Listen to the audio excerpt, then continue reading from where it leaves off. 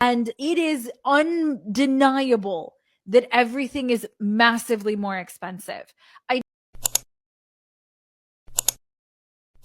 The burnout in America is unreal. Did you see the headline that said 43% of Americans have used vacation time to just spend the day in bed? They're not using PTO to travel, they're using it to sleep. That's how tired. The price of basic survival in America is a subscription to debt. The United States didn't accidentally trap people financially.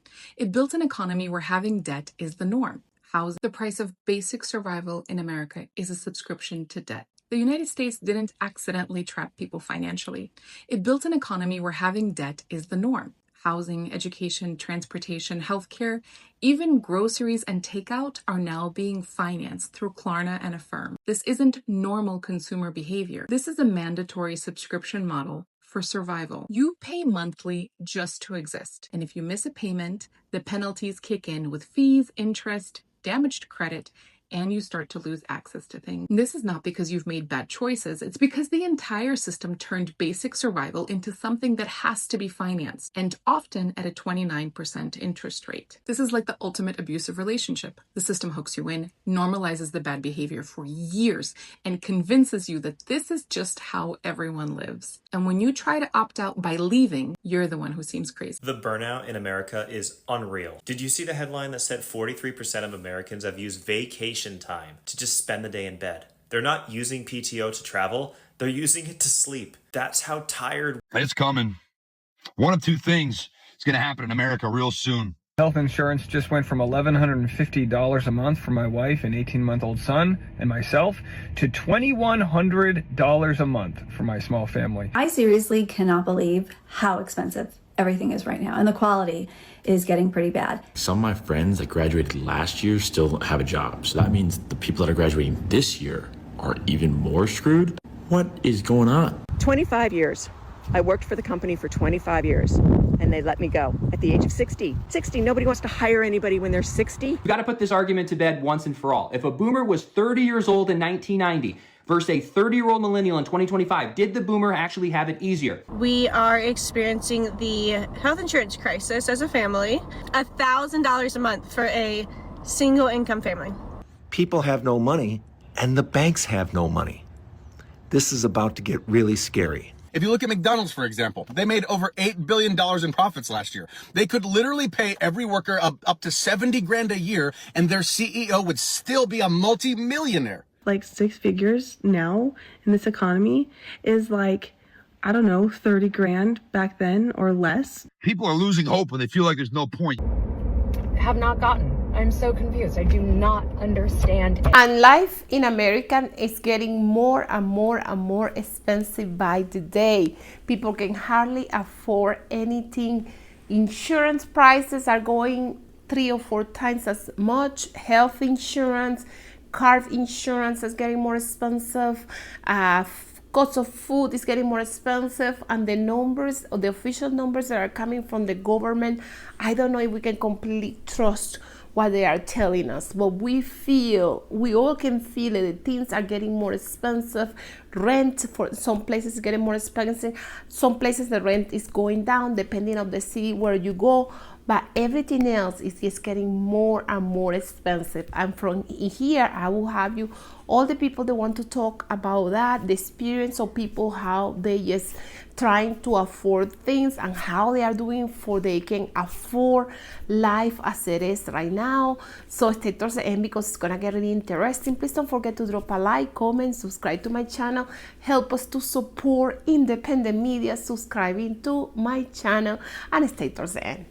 We are. And I can already see the comments now. You guys are getting vacation time? I've heard stories of European coworkers not being able to meet their American coworkers in multinational companies because they don't want the American workers finding out how much vacation time the Europeans get. If people from the States found out how much vacation time you get in Europe, I think there'd be some big changes like tomorrow. It is unreal having to live in a place where you have to pick either getting a surgery or putting it off because you don't have the time to take off from work. This can't be healthy. This can't be the right way to live. That's why we're moving to Europe, the land of sunshine and rainbows. I like to say that to rile up my comments. No, we're moving to Portugal, a country within Europe that has its own slew of problems, of course, like anywhere else. But we're escaping the work culture. We're escaping the hustle and bustle and the never being able to take time for yourself. I'm turning 30 soon, and this can't be it. This can't be all there is to life. I refuse to believe it. And even if I fall flat in my face, well, damn it, I'm gonna try. If you find that interesting, stick around. We're moving next year, and we can't be more excited. And in the meantime, to all my American friends, don't be ashamed to take a day off or two. We could all use a break. And it is undeniable that everything is massively more expensive. I don't care that the Fed has their 3% inflation. You know, they wanted to, but they got through. No, it is more than that. And guys, in the comments, I would like for you to tell me one item that you bought, because somebody did this in another comment on one of the videos, and he was like, I originally bought this thing for $14 and now it's $42. Wow.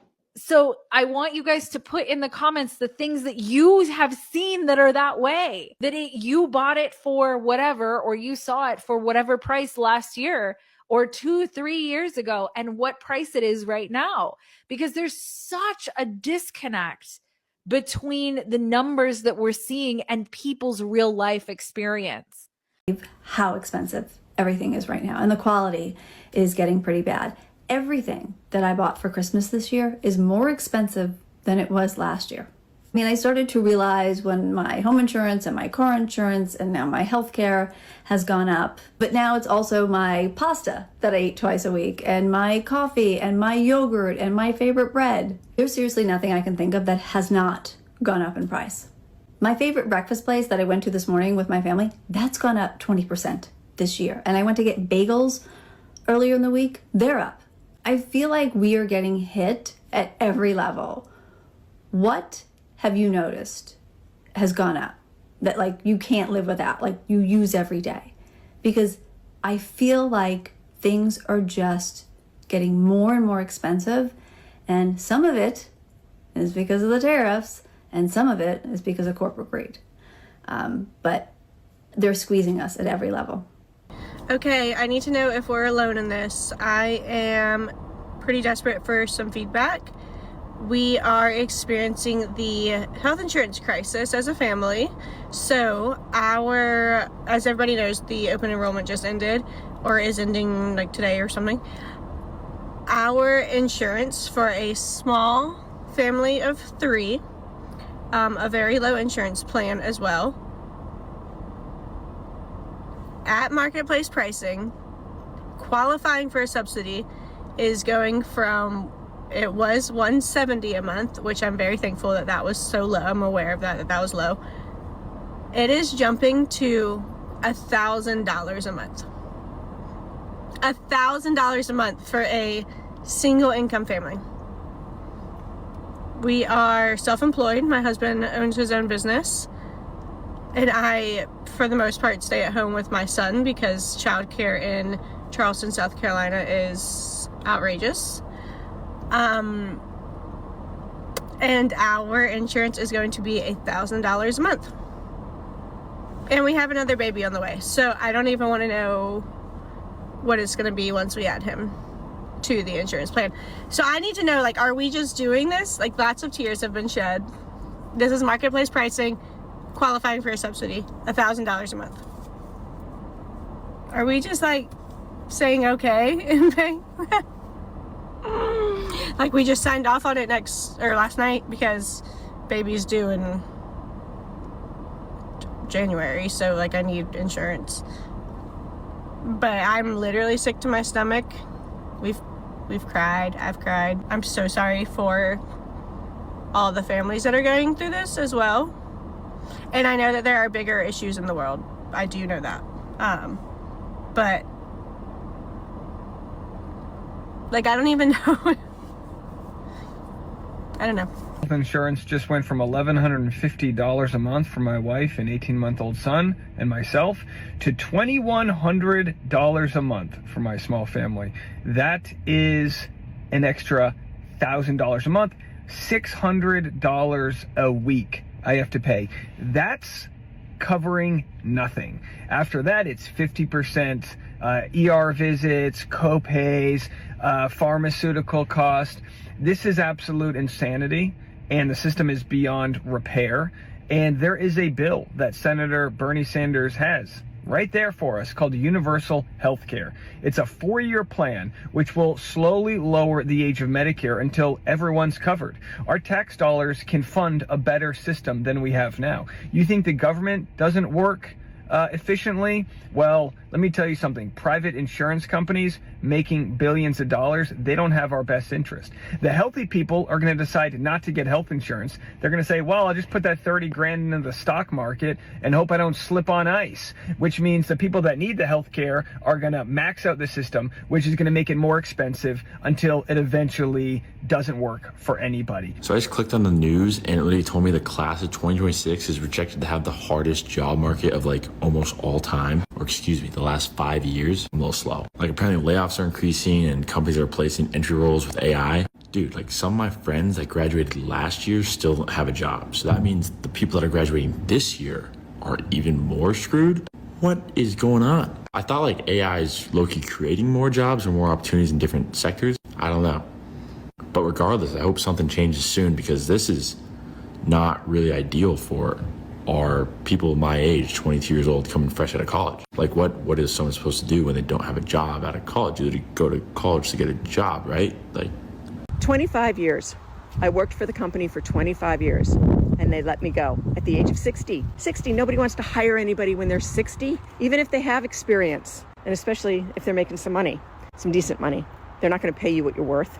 So I got laid off at 60. We don't quite have enough to retire. My partner and I want to retire. We want to move down to South Carolina to a 55 and over community, and we want to travel. And we don't have enough saved. I got caught in between that pension period and the 401k period.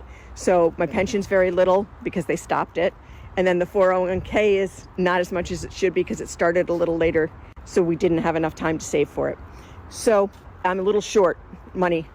Millions and millions and millions of people are behind on their house payments. That's right. Across the country, millions and millions of people are not making their house payment. And what do you think that does to banks? If banks loan out money and they don't get it back, what are banks supposed to do? Because there are now dozens of banks that are in real trouble. Because here they've loaned out lots of money. That's how they make money. But you don't make any money if people stop paying you back. And increasingly, that's what's happening across the country. Banks are not getting their money back. Banks are struggling to stay liquid. Millions and millions of Americans, and the number is increasing each month, are simply not making their house payments. So what do we do now? People have no money, and the banks have no money. This is about to get really scary. Really scary. So my only question to those who own apartments is, what is the end goal? What is the end goal? At the trajectory that we're going right now, nobody can afford to live in these apartments. People are struggling to get by. But at this rate, in 5-10 years from now, people are really just not going to be able to live in your apartments, and you're going to have no tenants, or you're going to have 5 people to 1 unit. Like, what is the end game? What is the end game? What are you aiming for? In 5-10 years, no one's going to be able to afford to rent there.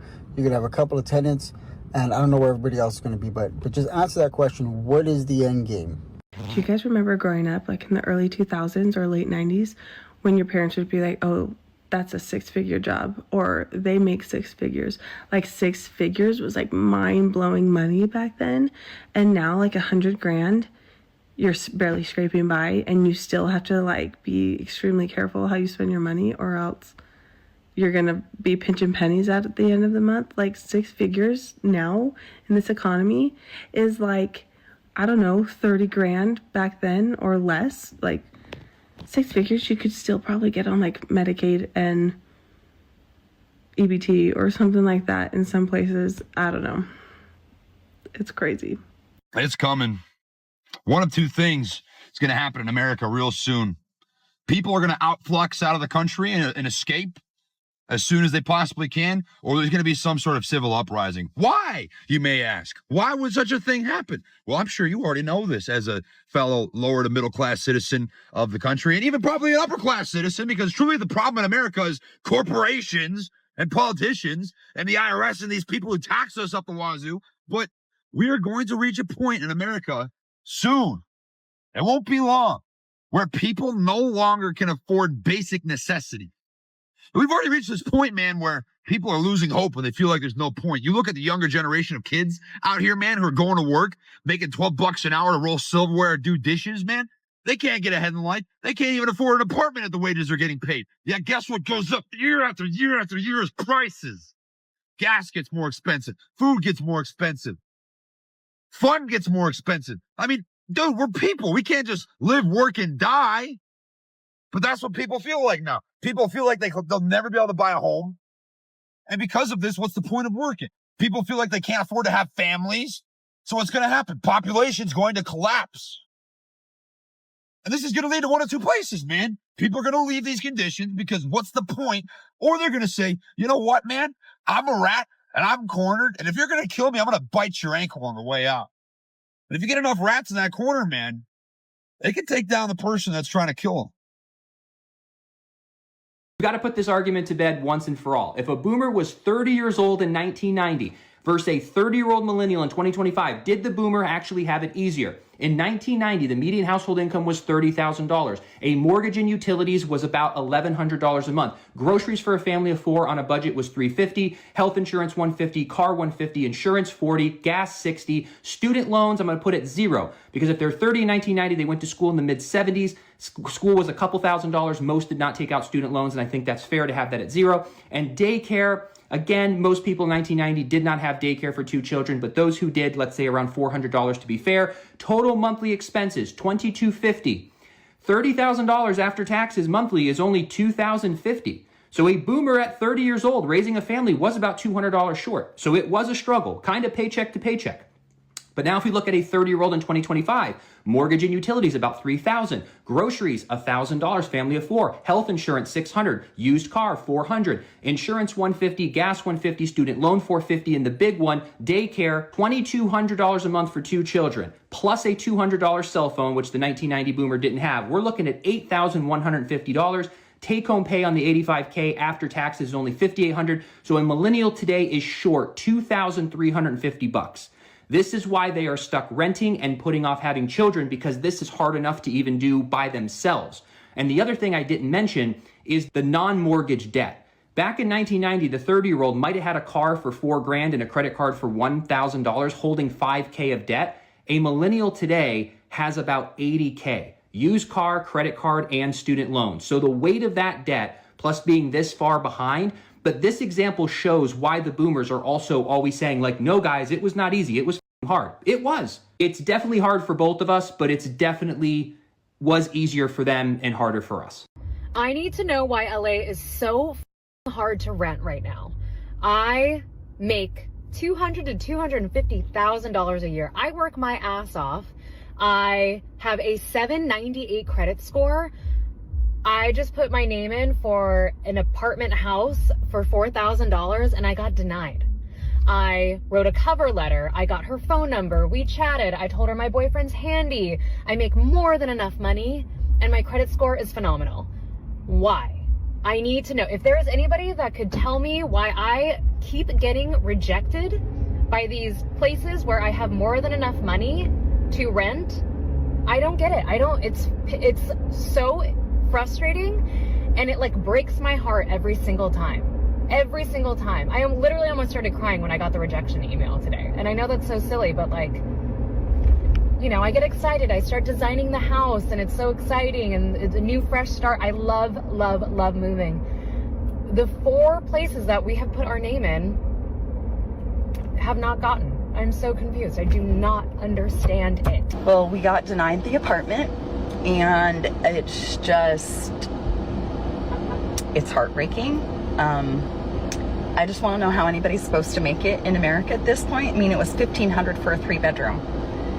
I have bad credit, so that's what they denied it on. But before we even filled out the paperwork, they told me they don't check credit, but they checked credit. I'm really beside myself because I don't know what to do anymore. 47, have worked basically my whole life, part-time at least, no matter what, so I could be home with my kids as often as I could be as a single mom, and got into debt during COVID, like so many people did with credit cards, and here I am, unable to qualify, even with my daughter on there as her income as well too. And so in my opinion, this means that we remain homeless. Granted, we're living with my mom, but it's still not our house. It's not our home. So to me, that means homeless. It's just, I don't get it. I don't get it. How is anybody supposed to afford anything anymore or get approved? I mean, it was considered low-income apartments, which are nice apartments. They really were. I lived there like 15 years ago when my kids were little. And if you can't qualify for that with some debt, then what can you qualify for? I'm just really pretty sad inside myself. This is not a fun topic, but as a low-income individual who just needed to find a place to live, shit's about to get really bad. People are gonna become homeless at very quick rates. I have a lot of privilege. I have people who can co-sign for me. I have good credit. Looking for a place was extremely difficult. This 3 times income requirement is f***ing insane. What do you mean I need to make $4,500 a month to rent a studio apartment? Excuse me, I didn't even make $4,500 a month as a teacher.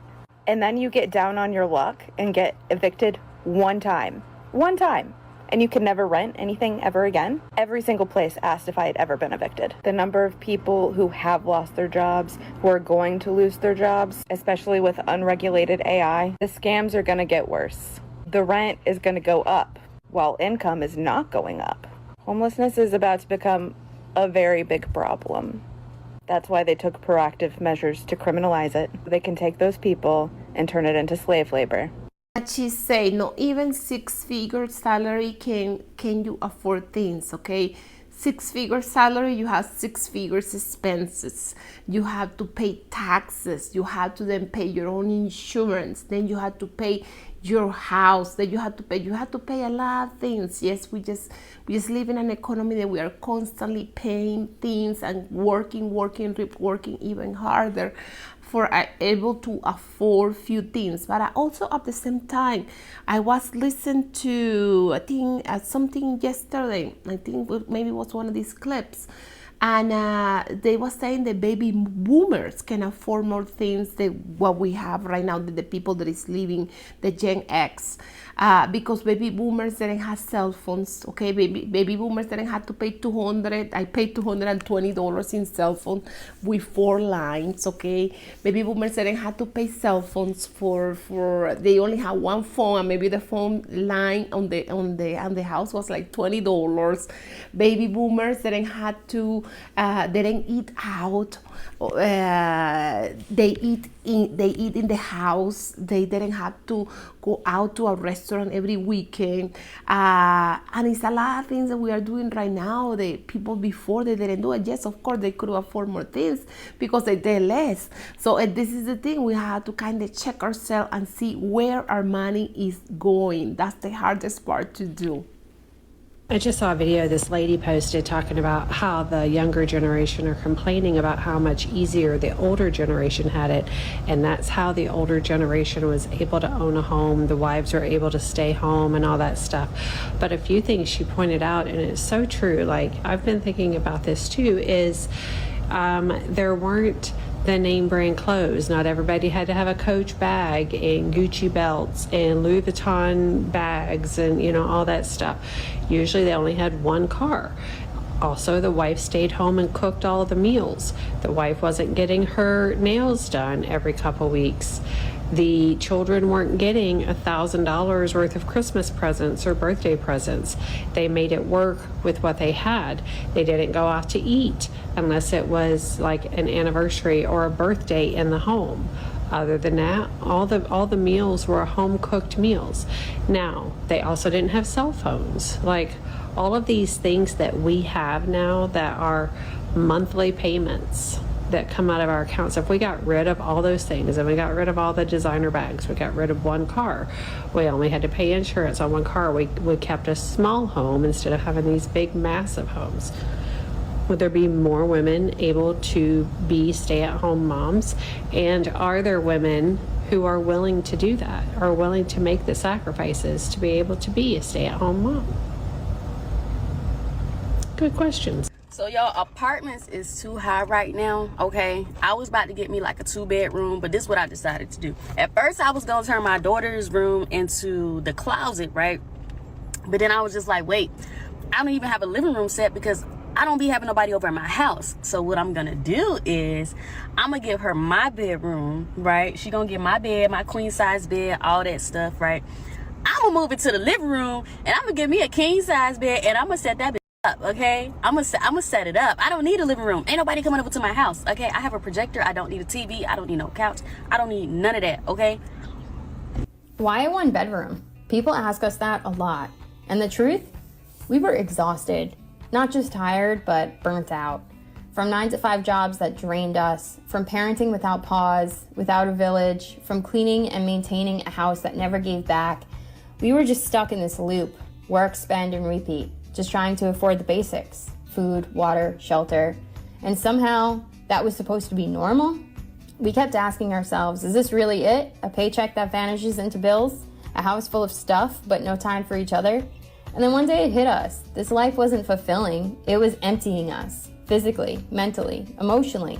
So we made a choice, a scary one, but a necessary one. We let go of the chase. We downsized and we slowed down. And then we started building a life that actually felt like living. It wasn't easy and people didn't get it, but we didn't need more space. We needed more peace, more presence, more us. I think burnout isn't a sign that we were weak. It was a sign we were done living a life that didn't fit. Something so weird is happening right now with people who are buying a house and trying to take out a mortgage, and no one seems to be talking about it. And if you're new here, I'm Theone the lender. I've been a lender for 10 years. Hear me out. Over the last 2 weeks, I normally get like 1 to 2, like, help me, my lender messed up kind of emails or DMs. In the last 2 weeks, I have gotten 23 of these requests, which is like very not normal.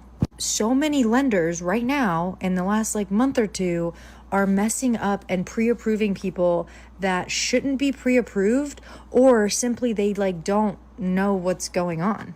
And then I realized that so many people are getting pre-approved by lenders and not by mortgage advisors. And before you're like, oh, that's just a cute little title, it's like legitimately true. If you wake up every single day and you think I am just a lender, I'm just a rate dealer, I'm just a yes woman or a yes man, then like these are the types of like lives that you're messing up. If you were a mortgage advisor, which that's what I hang my hat on, like I'm an advisor, I don't just issue a pre-approval if I think like you shouldn't be buying a house, or if you can't buy a house. I don't do that. And the other thing I don't do is just say, sorry, you're not approved, sayonara. So many people are going under contract, which means they're giving their money to the sellers and they are not approved for that mortgage. And then the lender comes back to them like 2 weeks into the process of them being under contract and being like, oh, sorry, we can't do it. And a lot of these lenders are coming from big bank institutions or small credit unions. And you guys know how I feel about credit unions. I've made videos about it before. Sure, they have like super cheap rates or whatever. Okay, but like how good is an interest rate if you're not actually pre-approved or you're not closing anyway? If you are getting that weird feeling, then move away from that lender. Same goes for real estate agents, but so many of these conversations I've had in the last 2 weeks with 23 of these people, all of them have pretty much said, yeah, you know, I was feeling like a little uneasy when in the beginning they said this, or when they were like really pushing me to sign this. Like that's a red flag, you guys. That's a red flag. You don't have to understand anything about mortgages or buying a house to know that when you're buying something so expensive like a freaking house, if you get that feeling, walk away. My husband and I just bought a house, and I'm gonna show you guys how much it costs to live in California, to buy a house, and what the monthly mortgage would be. This is the house we bought. It was listed at $795,000. It is a 4-bedroom, 2-bath, and 1,780 square feet. We did offer over asking. We offered $805,000, and they accepted it. And I know you're thinking that is so expensive. This is actually a really decent price because houses in our city go for $900, $1 million easy. So because my parents gave us money to put as a down payment, the loan amount that we got was $635,000. The interest rate that we got was 6.75%. So with principal and interest, that is $4,118.60. We did do a conventional loan because we put 20% down, so we do not have mortgage insurance.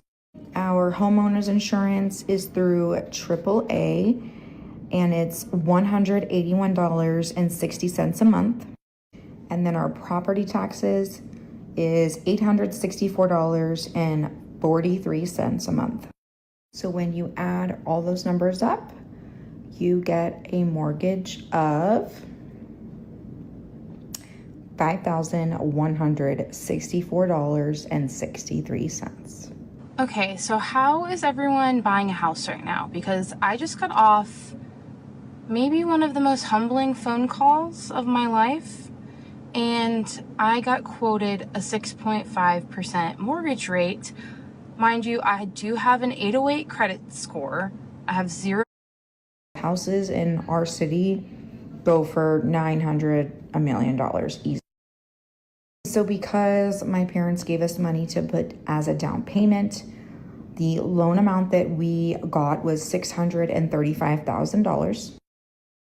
The interest rate that we got was 6.75%. So with principal and interest, that is $4,118.60. We did do a conventional loan because we put 20% down, so we do not have mortgage insurance. Our homeowner's insurance is through AAA, and it's $181.60 a month. And then our property taxes is $864.43 a month. So when you add all those numbers up, you get a mortgage of $5,164.63. Okay, so how is everyone buying a house right now? Because I just got off maybe one of the most humbling phone calls of my life, and I got quoted a 6.5% mortgage rate. Mind you, I do have an 808 credit score. I have zero debt. I'm also a registered nurse, so I mean, in the state of Florida, which I work in, it's not great income, let's be real. But yeah, I'm also single, so one income. How am I supposed to buy a house with a mortgage rate that high? One mortgage payment would be more than one of my paychecks. So yeah, that's very depressing. Hey y'all, good morning. I just wanted to come on here and tell you guys about how absolutely feral the housing market has gotten because let me tell you a couple of facts. So I bought a house in 2021. My interest rate was 3.025%. We loved her. We'll never get her back. She is literally a figment of our imagination at this point. I was paying $700 a month for this house. It was 1,400 square foot. I bought it for like $125,000. It was absolutely perfect. Loved it. It was remodeled, all kinds of stuff.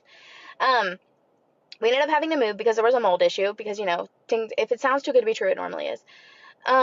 So we lived kind of cush with our $700 mortgage until we had to move. And so we were going to buy a new house, and we literally looked at a neighborhood right down the street.